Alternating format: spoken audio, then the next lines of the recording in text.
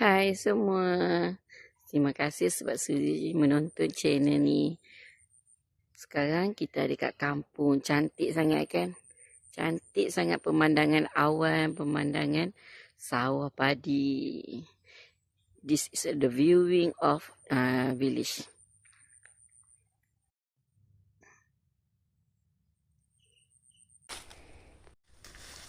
Hijau alam menceritakan.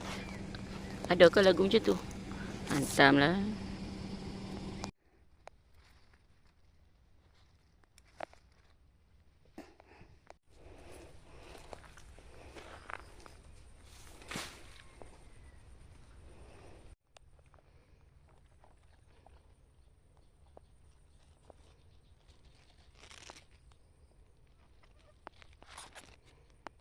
Pokok ni tak terawat.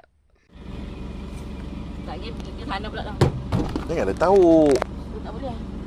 Jenuh lah nak ulang.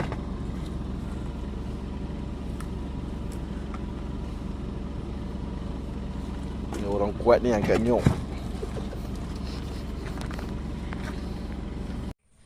Aku kena mulakan misi untuk membakar sampah. Sebab daun-daun kering kat sini semuanya basah. Banyak ni cukup ke nak halau nyamuk? Dua pening. Aku tunjuk apa nyamuk. Tu. Nampak dua yang duduk kat muka aku 1 juta. Tempat. 1, 2, 3.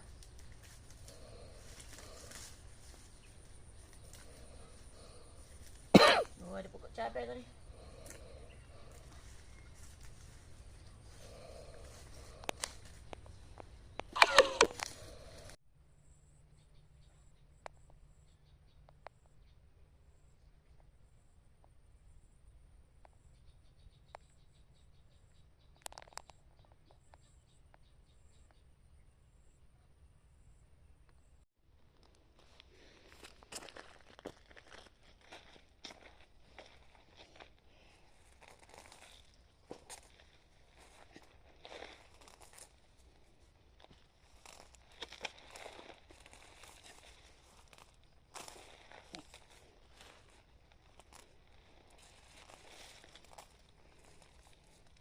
Terima kasih semua sebab bagi semangat kat saya untuk terus buat video. Jangan lupa share, komen dan subscribe. Nanti kita jumpa lagi. Datang sini dengan kawan-kawan, main tanam pokok ni lah.